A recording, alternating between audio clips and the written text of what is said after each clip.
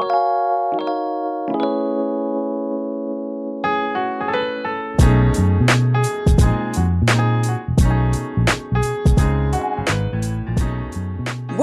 to the Lott Carey Pilgrimages of Striving and Thriving podcast. I'm Reverend Dr. Jacqueline Madison McQuarrie, pastor of the First Baptist Church of New Market in Piscataway, New Jersey, and learning coordinator for Pilgrimages of Striving and Thriving. The Pilgrimages of Striving and Thriving weekly podcast grows from a multi-year journey among pastors committed to flourishing in ministry. This is a project of the Lott Carey Foreign Mission Society and is made possible through the generous support from the Lilly Endowment. Learn more about Lott Carey and how it helps churches to extend the Christian witness throughout the world at lottcarey.org. That's LOTTCAREY.org. Join us for weekly conversations with pastoral thought leaders who share wisdom from the Black church for the whole church. Let's join Reverend Dr. David Emmanuel Goatley, Associate Dean for Vocational Formation and Christian Witness at Duke Divinity School, and the Project Director for Lott Carey's Pilgrimages of Striving and Thriving.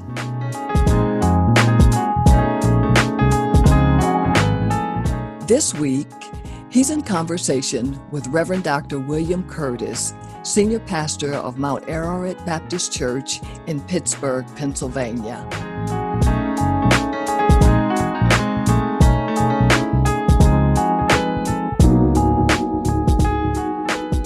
We're thrilled to be in conversation today with Dr. William H. Curtis, the Senior Pastor of the Mount Ararat Baptist Church in Pittsburgh, Pennsylvania. Welcome, Dr. Curtis. Well, thank you. Glad to know you're doing well in pandemic times. We're doing the best we can and trusting the Lord step by step. There's an old song that says, step by step, we'll make this journey. I know that's right. I just dated us with that song, didn't I?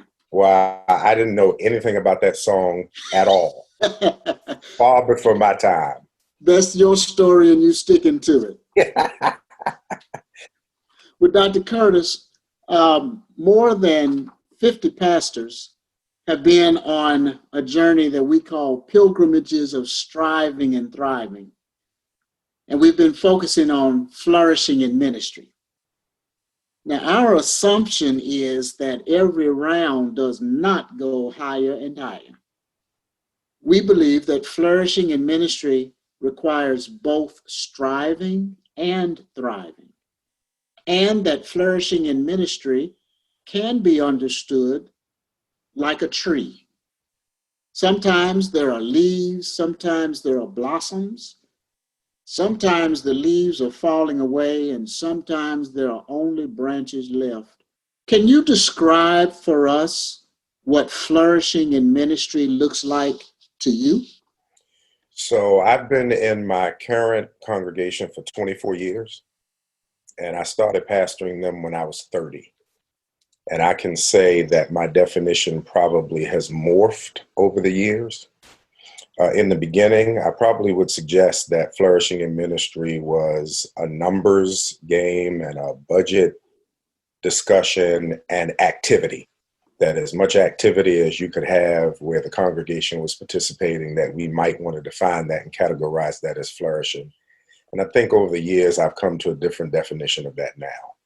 For me, flourishing is based upon the health of the congregation and how that congregation interacts in the marketplace. So if my preaching and the pedagogy of our congregation does something to create disciples who manage healthy relationships and who make a difference in their individual context, I count that as ministry success now. So for me, flourishing is content-oriented and how that content transforms the minds, behaviors, and lifestyles of folk who consider themselves members of Mount Ararat, whether regular attendees or persons who are impacted by the ministry. You know, I've come to discover as I continue to comb through scripture that the Bible is a book for communities. And as much as we want to make it individualistic, it's really a book about how to navigate relationships in community. So for me, health and wellness is how that community is interacting with each other and how they are interacting with culture. So Bill Jones used to say in our doctoral cohort, at a certain point in his ministry, he stopped counting members and he started weighing them. And he discovered that he had a church full of people, but many of them did not weigh as much as they should have weighed at that time in his ministry.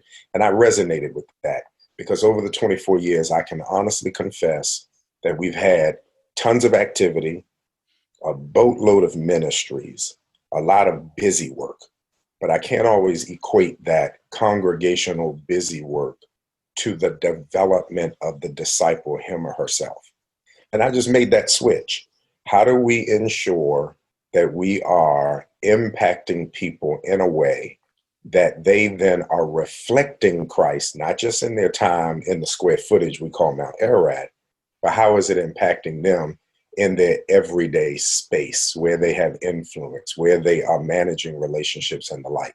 So I think his definition is spot on.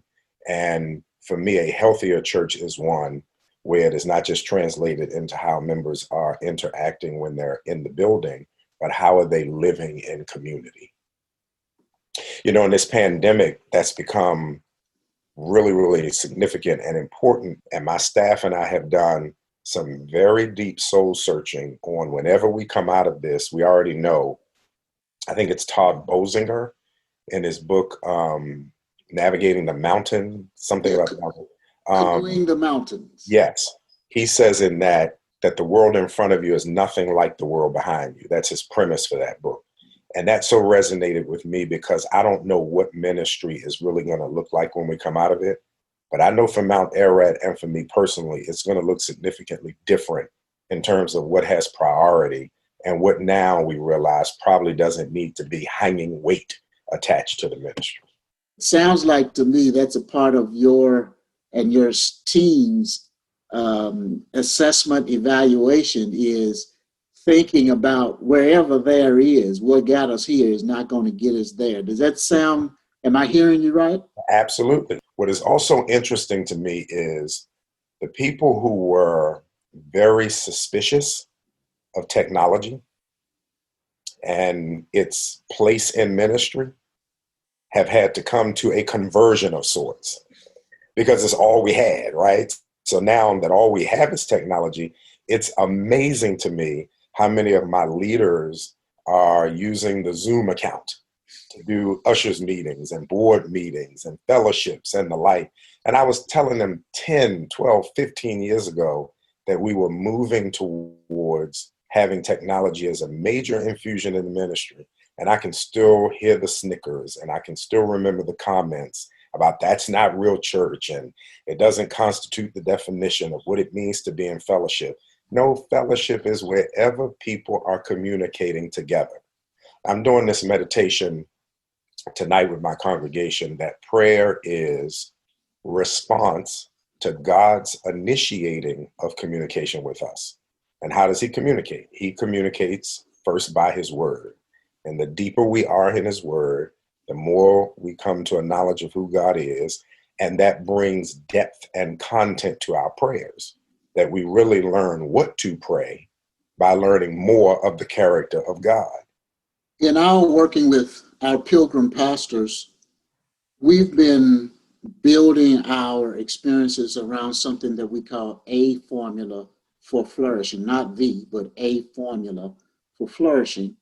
And this formula holds that if a pastor's leadership capacity plus service context yields ministry content, there is a higher probability for flourishing. We don't assume that you can just drag and drop something that is more organic than that with the relation of capacity, context, and content. Can you talk a little bit about how your context of service, can you tell us a little bit about how your context of service informs your content of ministry? Well, let me give you an example that's pretty humorous. So I did a funeral and I dismount the pulpit. I go down the back steps and I take my tie off, and my culinary ministry is preparing for the repast. I slide up the back steps to go get what they always cook for me every time there's a funeral.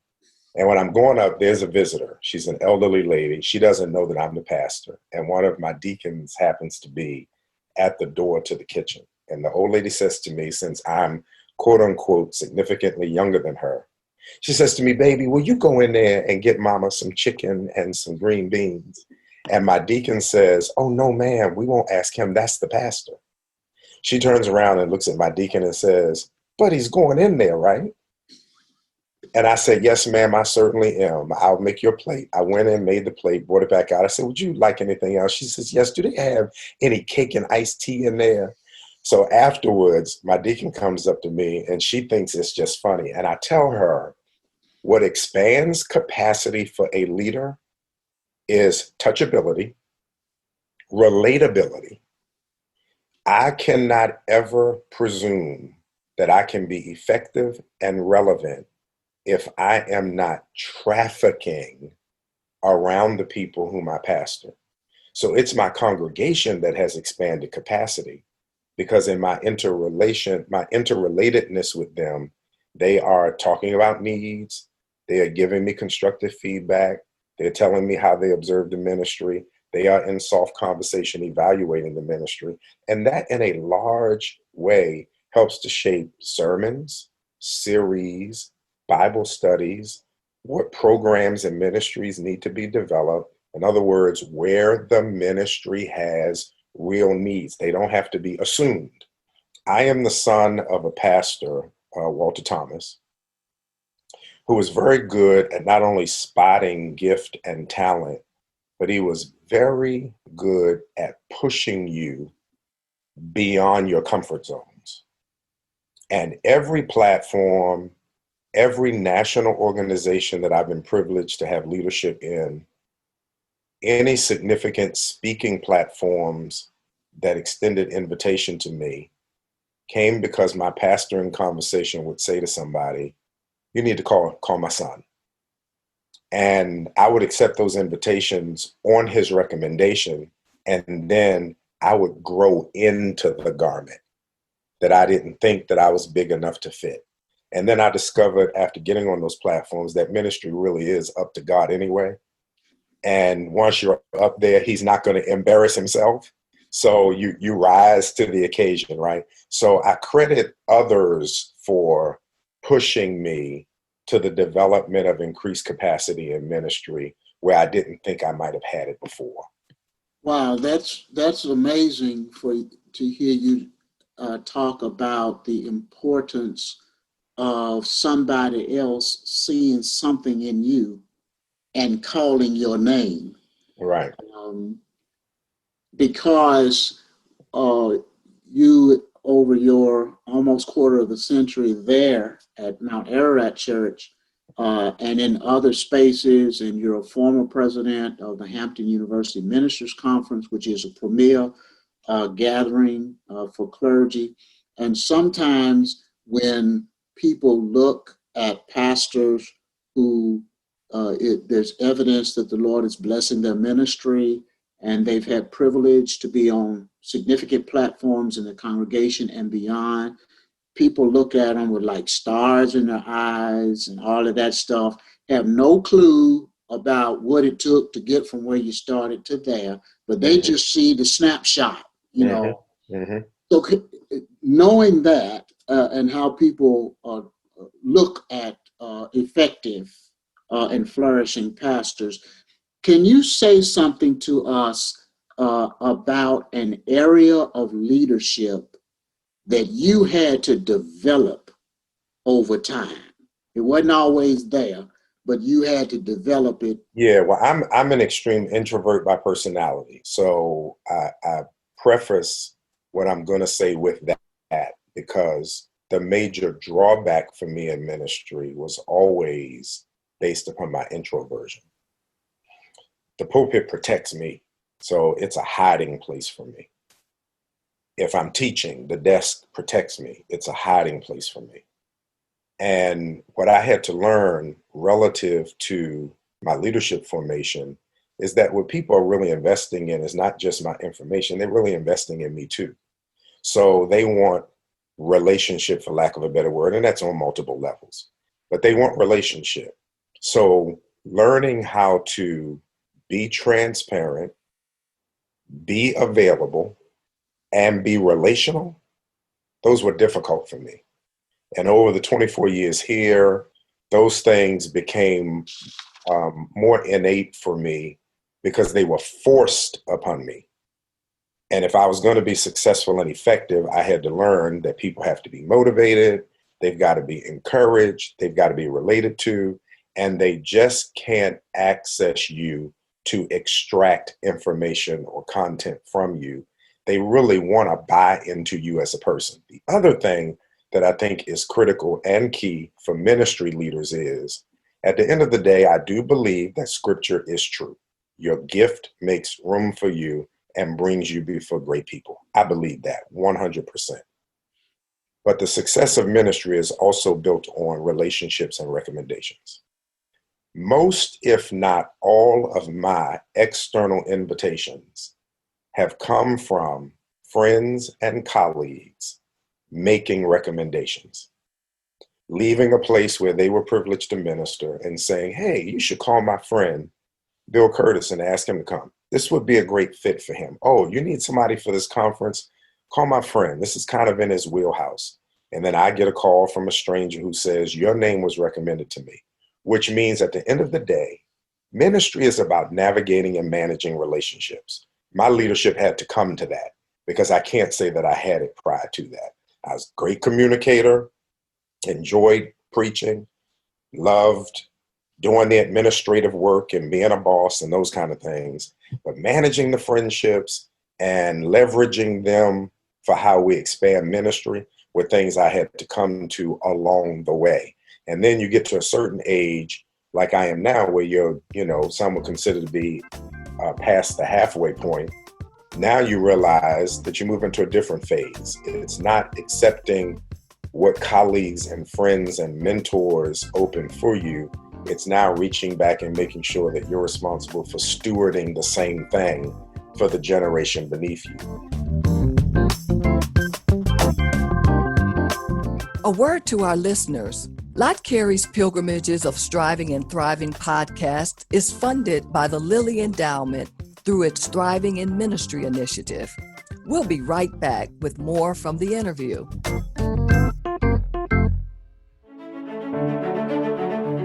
Since 1897, the Lott Carey Global Christian Missional Community has helped churches to extend the Christian witness around the world through prayer partnership, financial support, and technical assistance.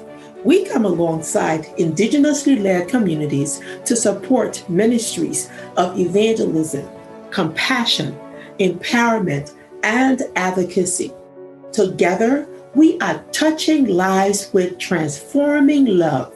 You can invest in churches, schools, clinics, and more throughout the world. Visit us at lottcarey.org. That's LOTTCarey.org. Thanks for your partnership in this ministry.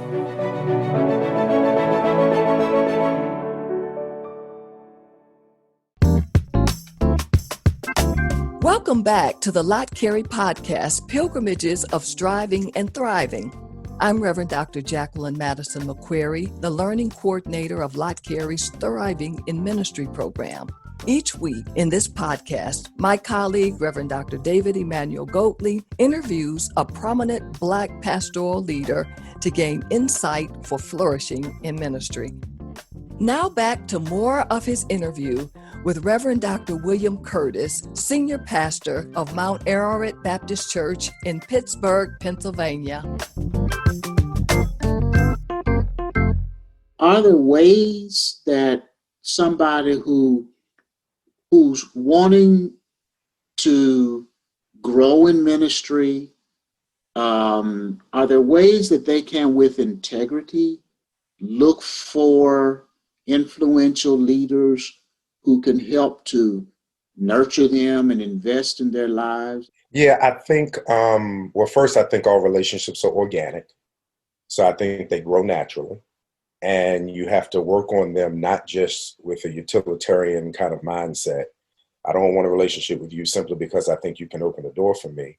I think those relationships are developed, and as they are nurtured, two people or a group of people can develop an organic connectivity that makes a person try to open some doors for you or pour into you. And I don't like using that language, invest in you in ways that could be beneficial to your ministry. But I think from the standpoint of a person who is seeking to expand in ministry, it is availing yourself to those relationships and not managing them in only a utilitarian fashion. For example, the persons I seem to resonate with best are people who don't just call me when they need something, but they want to establish relationship. They want to have ongoing conversation. And it's not always me investing into them, but reveal some desire to simply want to be connected to me as a person. I'm very leery of a generation of preachers who are managing ministry as if it's a business model, where instead of a Dr. Goatley being friend and brother for whom I carry concern, it is a business contact who can become a stepping stone to the next level. And I think that could be to our detriment, because at the end of the day, and I will say this until I have nothing else about ministry to say, ministry is about relationships. I've sat on platforms that I probably, by intellectual acumen or preaching gift, I didn't deserve to be on those platforms. But relationally, I did. Helping to manage relationships through ministry was probably a greater explanation for why I was there. I was walking across the parking lot at Hampton as a young adult preacher, suited and booted, on my way back to the hotel, and ACD Vaughn, who was an officer at the time, pulls up to me, rolls the window down. He says, "Curtis, you finished your doctoral work, haven't you?" I said, "Yes, sir." He said, "Listen, I want you to come to the Hampton Chapel tomorrow at 3:00. You're going to be voted as the next necrologist of the Hampton Ministers Conference." So, of course, I had to say, "Dr. Vaughn, what's a necrologist?" But when he explained that I would keep the record of the deceased preachers who were connected to Hampton, I said, okay, I'm always going to do what a mentor tells me to do. That next day, I'm sitting in the chapel. I'm surrounded by colleagues who are just at the meeting. Nobody knows what Dr. Vaughn's intent was. And the next thing I know, my name is called because there were no contenders for the necrologist of the Hampton Ministers Conference. And in his mind, it was, who could I get that was young, that could survive 20 years and rise to eventually become president? Because back in those days, it was kind of an automatic ascension up the ladder. And then at age 39, what had happened was two of the preceding presidents, one died prematurely before he was to be elected president, and the other retired from his congregation, not knowing that the bylaws of the Hampton Conference was you had to be an active pastor to be an officer. So he went back to his congregation to see if he could revoke his retirement, and they said no. So I slid up 2 slots and then became the youngest president of Hampton because of that. Now, my point was, I'm literally walking across the parking lot. Was I qualified? Probably not, except for the fact that in his mind, he was looking for someone who had finished their terminal work. And I was from Baltimore, living in Western Pennsylvania, and he knew the next president probably needed to come from the Pennsylvania area. And for him, politically, it was an easier explanation for him to slide a Baltimore guy into the officer's position by using the explanation, well, we haven't had a president since Al Pugh from the Pennsylvania area, so I got a young fella y'all might want to consider.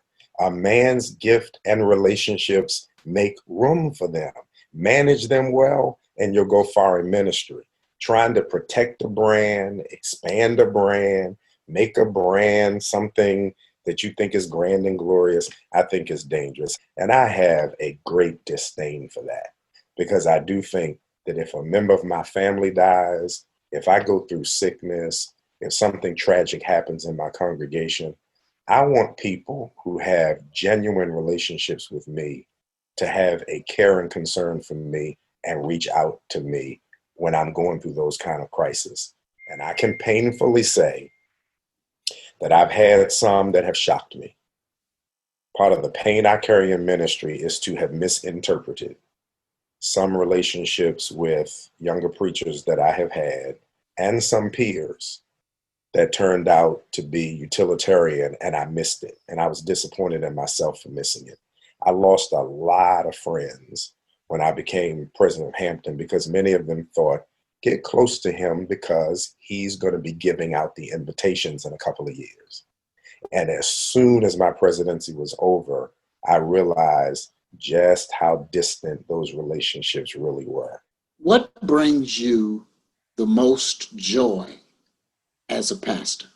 Watching a member walk in without a lot of knowledge of who Christ is, very low self-esteem, feeling like they have no navigational coordinates for life, and then watching them thrive.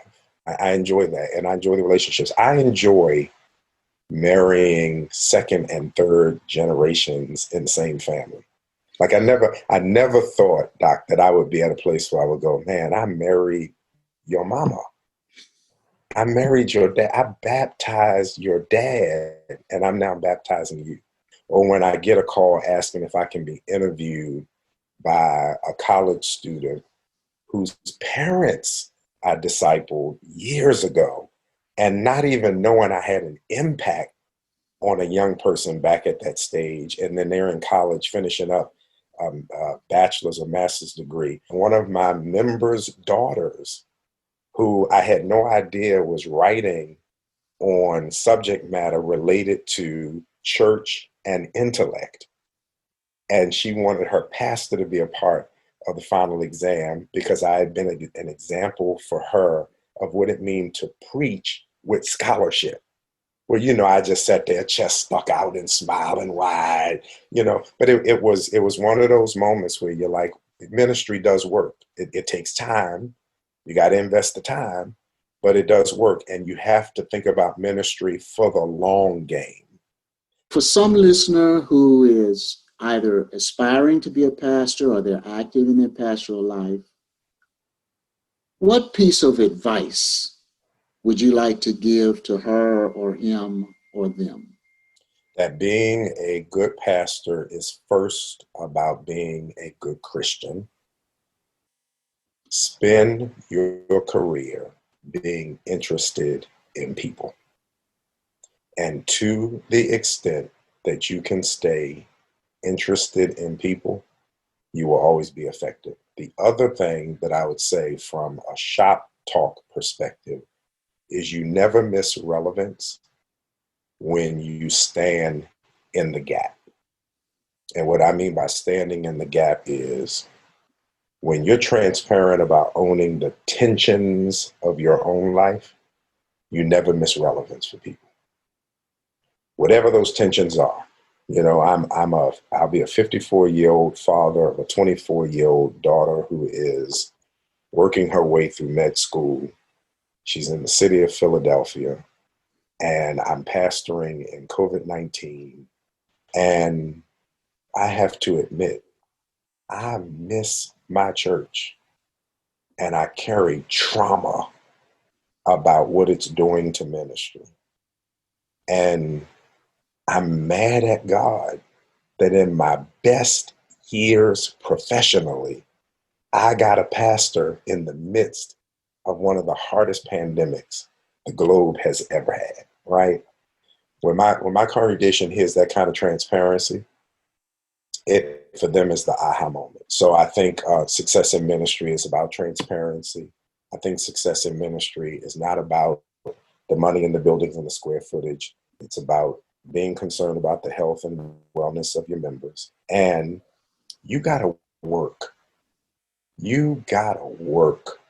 Pastoring is not an easy job.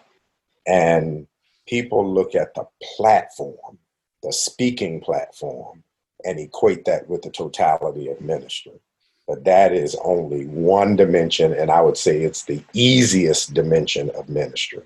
The hardest part is walking around being the one who has absorbed everybody's crisis and managing it in a way that your water doesn't become putrefied. And I wish we could do a whole lot more transparent talking about that, because I think that's what leads to some of the addictive behaviors. I think it's because we just don't know where to go with the pain. And we don't talk about it to each other much, because everybody wants to be, the strongest pastor who can handle everything. I'm blessed to have such a good group of friends that if I call them and say, I'm so mad at God, I don't know when I'm going to preach again. I just don't know if I want to. I just don't understand how my favorite deacon, who lived his whole life to manage things well for his retirement, set his whole family up, and catches COVID and dies. And I got to funeralize him and help make sense of this, right? So those are all things that talk to me. I know you're not trying to do therapy with me today, but those are all the things that kind of come along with ministry. And I think success for that is being honest about that and doing what the psalmist says, that not all psalms are praise and not all psalms are complaint. Some of them are lament. And it's just the ability to say, God, this sucks, and I don't know how I'm supposed to handle this. I'm not losing my faith in you, and I know you're real, and I still love you, but I can't make sense out of this. And I'm trying to pastor, when the windows are foggy, and I'm just trying to make sense out of it. I think to the degree that we can be open and honest with that, success is on the other side of those things. We've been blessed to be in conversation with Dr. William H. Curtis, the senior pastor of the Mount Ararat Baptist Church in Pittsburgh, Pennsylvania. Thank you, Dr. Curtis, for spending this time and for sharing your heart and being transparent, and for helping us to think what it means to flourish in ministry. It's been a pleasure. You're one of my favorite people, Dr. Goatley. And you mine. And thanks for your friendship and your partnership. Same here.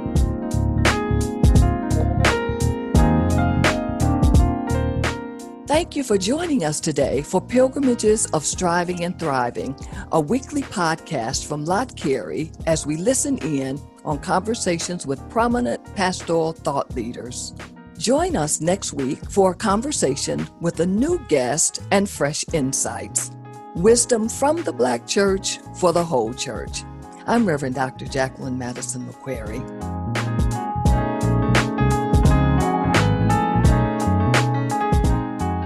Pilgrimages of Striving and Thriving is produced in partnership with Good Faith Media.